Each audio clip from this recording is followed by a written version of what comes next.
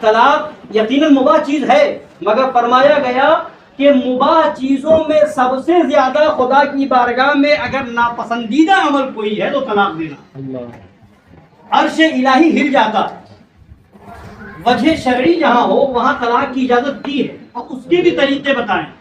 فوراً یک بار کی 3 طلاق دے دیتے ہیں، اس کے بعد مسئلہ پوچھنے آتے ہیں۔ حضرت علامہ مشرف صاحب اللہ کی بارگاہ میں آئے، حضور غصے میں تھا 3 بار طلاق دے دیں، کیا حکم ہے؟ غصے میں تھا مگر خوشی میں کون طلاق دے؟ بات تو یہی ہے نا۔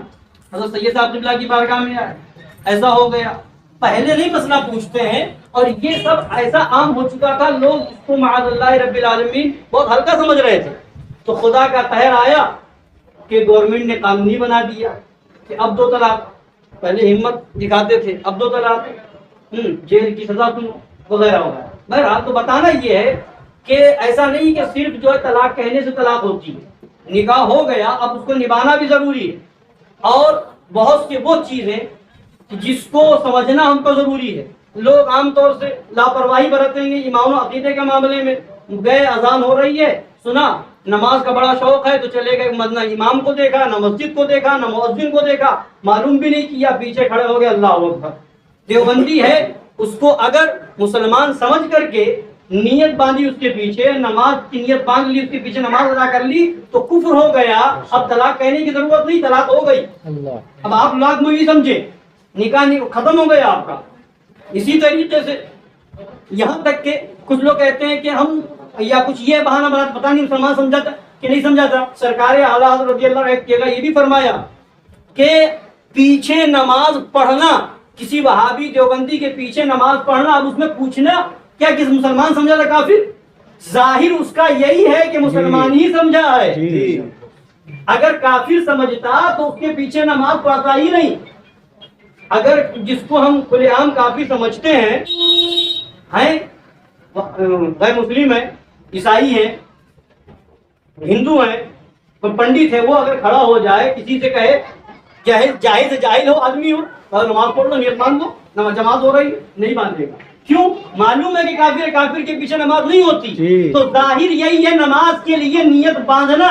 لوگ حج کے لیے جاتے ہیں، مسئلہ بتانے کے بعد بھی یا نہ بھی پوچھنے بھی نہیں جاتے، اور گئے ارے کعبہ شریف ہے، حرم شریف ہے، یہاں جماعت سے نہیں پڑھیں گے۔ جماعت کا سرکار مظہر اعلیٰ نے تحریر فرمایا کہ وہاں ثواب لینے، جماعت کا ثواب لینے جاؤ گے ایمان چلا جائے گا، اور یہ سوچ کر کے کہ ہمارا ایمان بچ جائے اس لیے وہابی کے پیچھے نماز نہ پڑھو، اپنی الگ نماز پڑھ لو، جماعت سے زیادہ ثواب ملے گا۔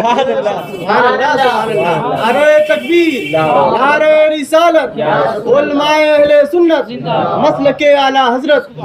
اس طریقے سے تو وہابیوں کے وہاں رشتہ داریاں ہو رہی ہیں، دعوتیں ہو رہی ہیں، کھانا پینا ہو رہا ہے۔ حدیث پاک کا صاف اور واضح حکم ہے کہ لا تآکلوہم ولا تشاربوہم ولا تجالسوہم ولا تناکحوہم، اور تفصیلی حدیث پاک ہے، نہ ان کے ساتھ کھاؤ، نہ ان کے ساتھ بیٹھو، نہ ان کے ساتھ پیو، نہ ان کے ساتھ شادی بیاہ کرو، نہ ان کے وہاں جاؤ، اور نہ ہی ان کے پیچھے نماز پڑھو، نہ ان کے ساتھ نماز پڑھو، نہ ان کے ساتھ نماز پڑھو، نہ ان کے جنازہ پڑھو۔ تو یہ سارے احکام قرآن و احادیث میں موجود ہیں، شریعت مطہرہ کا حکم موجود ہے۔ وہابیوں کے وہاں دعوت کھانا تو بہت دور کی بات، سرکار اعلیٰ حضرت رضی اللہ تعالیٰ عنہ فرماتے ہیں جس شادی میں، جس محفل میں وہابی شامل ہو، جان بوجھ کر کے گیا، وہاں پر دعوت کھائی، تو امام اگر وہاں چلا گیا، بال اتفاق اگر گیا، معلوم نہیں تھا، جانے میں گیا، تو فرمایا تب تو توبہ کر لے۔ اور اگر بارہا ایسی شرکت امام کر چکا ہے، اور یا پھر وہ ایسی شرکتیں کرتا رہتا ہے، اب جب معلوم ہونے کے بعد کہ اس میں وہابی تھا، توبہ کرنے سے انکار کرتا ہے، تو اب وہ امام امامت کے لائق نہیں ہے، اسے امامت سے معزول کیا جائے، اور اس کے پیچھے نماز پڑھنا ثواب تو دور کی بات، اس کے پیچھے نماز پڑھنا گناہ ہے۔ تو جب امام کا یہ حکم ہے تو کیا عوام بن جائے گی؟ بہت سے لوگ ہم ناواقف، ہم نہیں جانتے، اس معاملے میں پڑھنا نہیں جانتے، پڑھنا نہیں چاہتے، تو اس معاملے میں پڑھنا نہیں چاہتے، یہاں تو آسانی سے کہہ کر کے گزر جائیں گے، مگر قبر میں یہ بہانہ نہیں چلے گا، میدان محشر میں یہ بہانہ نہیں چلے گا کہ جب تم نے گھر بنانے کے لیے، محل بنانے کے لیے، کاروبار کے لیے، سامان خریدنے کے لیے اور دوسرے کام کے لیے ہزاروں طریقے سے لوگوں سے سوچا سمجھا، معلوم کیا، یہ معلوم کرنے کی کوشش کی گھر بنانا ہے۔ اب معلوم کرے تجربہ کس کو ہے؟ انجینئر صاحب کو بلائیں، اچھا نقشہ بنا دے، اب اس کے لیے آپ ان کے پاس جائیں گے۔ بیمار ہے تو جھولا چھاپ ڈاکٹر کے پاس نہیں جائیں گے، اچھا ڈاکٹر کون ہے اس کے پاس جائیں گے۔ دوا کس سے لے؟ پڑوس میں نہیں جائیں گے، آپ دوا بتا دیجئے، ڈاکٹر کو تلاش کریں گے۔ گھر بنانے کے لیے انجینئر کو تلاش کریں، اس میں بھی یہ دیکھیں گے صحیح بتانے والا ہو تو جائیں گے۔ اس نے فلاں کا گھر خراب کر دیا تو نقشہ صحیح نہیں بنایا تھا، اس کے پاس نہیں جائیں گے، اس کے پاس چلو۔ وہ ڈاکٹر گیا، اس کے پاس 10 مریض گئے، 9 مر گئے، ایک ہی بچ پایا، وہ ڈاکٹر صحیح نہیں، دوسرے ڈاکٹر کے پاس چلو۔ اسی طریقے سے مسئلہ پوچھنے سے پہلے یہ بھی دیکھ لو کہ مولوی شریعت کا فتویٰ بتانے والا ہے یا طبیعت کا فتویٰ بتانے والا ہے، عالم حق ہے یا دکھ کر کے فتویٰ دینے والا ہے، نذرانوں میں بکنے والا تو نہیں ہے۔ جیسے جھولا چھاپ ڈاکٹر ہے ویسے ہی جھولا چھاپ مولوی بھی ہے، حق کہنے والا، شریعت کا مسئلہ بتانے والا، فتاوی رضویہ اعلیٰ حضرت کے مسلک کے مطابق فتویٰ دینے والا ہو، حکم شرع سے آگاہی کرنے والا ہو، چہرہ دیکھ کر کے نہ بتانے والا ہو۔ ایسے کچھ تو یہ بھی دیکھتے ہیں نا کہ فلاں عالم صاحب کے پاس چلو، وہ ہمارے حساب سے بتا دیں گے، وہ ہمارے تعلقات ہیں، وہاں چلو وہ ہم سمجھ لیں گے ان کو۔ اس طرح کہ ایک جگہ ہم گئے، بتا دیتے ہیں، ہوتا ہے۔ ایک جگہ ہم گئے تو پتا چلا کہ امام صاحب سے لوگوں نے کہا نکاح پڑھا دیجیے۔ امام صاحب نے کہا کہ نہیں، وہ دیوبندی لڑکا ہے، وہاں ہم نکاح نہیں پڑھائیں گے۔ تو لوگوں نے زور دیا، تو کہا کہ اچھا زور دے رہے ہو تو ایسا کرو 5000 دو گے تو چلیں گے۔ 5000 میں ایمان خراب کیا جاتا ہے، یہ ایمان کا حال ہے۔ اللہ تعالیٰ اللہ ماشاء اللہ سب کی بات نہیں، اللہ تعالیٰ علماء حق کو عمر خضر عطا فرمائے، علماء حق کو مطلب کہ اعلیٰ حضرت کے وفاداروں کو اللہ تعالیٰ ترقیاں عطا فرمائے۔ تو بتانا یہ ہے کہ جیسے ڈاکٹروں میں بھی جھولا چھاپ ہے ویسے ہی اس میں بھی، اس گروپ میں بھی ہے۔ اللہ تعالیٰ ہم سب کو عالم حق کا خادم بنائے۔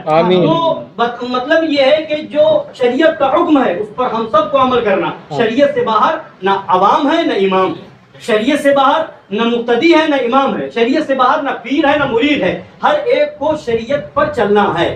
تو یہ ہماری بھی ذمہ داری ہے، رشتہ کریں جیسے ہم یہ دیکھتے ہیں رشتہ سے پہلے گھر ہے کہ نہیں ہے، رشتہ سے پہلے یہ دیکھتے ہیں لڑکے کا نیچر کیا ہے، رشتہ سے پہلے جیسے یہ دیکھتے ہیں لڑکے کا کاروبار کیا ہے، رشتہ سے پہلے یہ دیکھتے ہیں کہ ہماری لڑکی سکون سے رہے گی کہ نہیں رہے گی، رشتہ سے پہلے یہ دیکھتے ہیں کہ لڑکے کا بیک گراؤنڈ کیا ہے۔ ویسے ہی ہم پر لازم و ضروری ہے ان سب چیزوں سے پہلے یہ دیکھیں رشتہ لڑکی کا کریں یا لڑکے کا۔ اگر لڑکی کا کرتے تو دیکھیں لڑکا شریعت کا پابند ہے یا نہیں، یعنی سچا سنی ہے یا نہیں، لڑکا ایمان والا ہے یا نہیں، غلام امام علی مقام ہے یا نہیں، غلام غریب نواز ہے یا نہیں، غلام اعلیٰ حضرت ہے یا نہیں۔ اگر وہ واقعی اعلیٰ حضرت کا غلام ہو، مظہر اعلیٰ حضرت کا غلام ہو، غریب نواز غوث اعظم کا غلام ہو، امام حسین کا حسینی غلام ہو، تب تو بخوشی رشتہ کر لیجئے، اس لیے کہ رزق دینے کا وعدہ اللہ نے فرما دیا ہے، ہر ایک کو اس کا رزق ملنا ہے جو اس کی قسمت کا لکھا جا چکا ہے، رزق کسی کا کوئی نہیں روک سکتا، اللہ نے رزق کا وعدہ کیا ہے۔ ایمان بچانا یہ ہماری ذمہ داری ہے، ایسی جگہ رشتہ نہ ہو کہ تمہارا بھی ایمان جائے، تمہاری نسلوں کا بھی ایمان جائے۔ لڑکی لائے تو وہ بھی دیکھیں، بہت سی جگہ یہ بھی مسئلہ چل رہا ہے، لوگ کہتے ہیں کہ ہاں لڑکی وہابیوں میں دے نہیں سکتے، لڑکی لا سکتے۔ سرکار اعلیٰ حضرت نے وہ ایک رسالہ ہے جس میں اولاد کے حقوق کا بیان فرمایا، مشعرۃ الارشاد، اس میں فرمایا کہ لڑکی کے دلہن کے خاندان والے کا بھی ماحول دیکھو، اس لیے کہ بچوں کے اوپر ماموں اور نانا ننیال کا بھی اثر آتا ہے۔ یہ فرمایا مشعرۃ الارشاد کے اندر سرکار اعلیٰ حضرت نے۔ تو دنیاوی طور پر اگر چیزیں ہیں کہ رہنے سہنے کے اعتبار سے، تہذیب و اخلاق کے اعتبار سے اثر آتا ہے تو ایمانی معاملات میں بھی اثر آتا ہے۔ تو یہ بھی پہلے دیکھنا ہوگا کہ جس گھر سے ہم لڑکی لا رہے ہیں، دلہن لا رہے ہیں، وہ بھی سنی ہے یا نہیں، وہ بھی امام حسین کی کنیز ہے یا نہیں، خاتون جنت کی کنیز ہے یا نہیں۔ اگر ہے تو وہ اس کو قبول کریں، اور اگر نہیں ہے تو ایسے رشتے کو لات مار دیں، اس لیے کہ اللہ تبارک و تعالیٰ کی بارگاہ میں ہمارا یہ بہانہ نہیں چلے گا کہ ہماری مجبوری تھی ہم نے کر دیا، ایسا معاملہ تھا ویسا کر دیا۔ نہیں، ہر ایک پر لازم ہے کہ پہلے یہ دیکھے، بنگلہ بعد میں دیکھے، خاندان کے اور معاملات بعد میں دیکھیں اور کاروبار بعد میں دیکھیں، ایمان و عقیدہ پہلے دیکھیں، بے شک۔ کیونکہ بنیاد یہی ہے۔ اور اگر یہ دیکھے بغیر نکاح کر دیا برائے نام سنی کا وہابی سے، چاہے کوئی بھی دیوبندی ہو، لڑکا دیوبندی یا لڑکی دیوبندی، لڑکا وہابی یا لڑکی وہابی، کوئی بھی ہو، ایک طرف سے کوئی بھی اگر وہابی ہے دیوبندی ہے تو صاف فتویٰ اس کا یہ ہے کہ نکاح ہوگا ہی نہیں، بے شک۔ اور جو کچھ ہوگا وہ زنائے محض ہوگا، اور اس سے جو بچہ پیدا ہوگا وہ ولد الزنا ہوگا۔ لہذا اس سے یہ سب بھی ہمارے ذہن میں رہنا چاہیے۔ اللہ تعالیٰ ہماری ان باتوں کو قبول فرمائے اور ہم سب کو عمل کی توفیق عطا فرمائے، آمین برحمتک یا ارحم الراحمین۔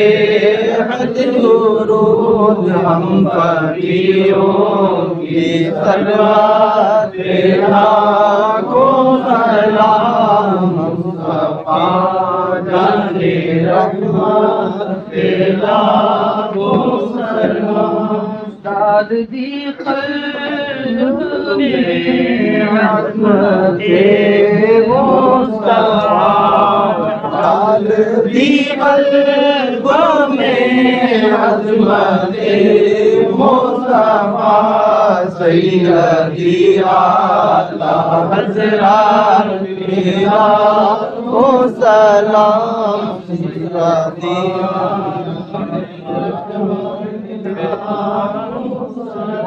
خواجہ رضا حمید و مصطفیٰ، غوث و خواجہ رضا حمید و مصطفیٰ، گنجے گنجے حیات تیرا سلام، مصطفیٰ جان رحمت تیرا سلام،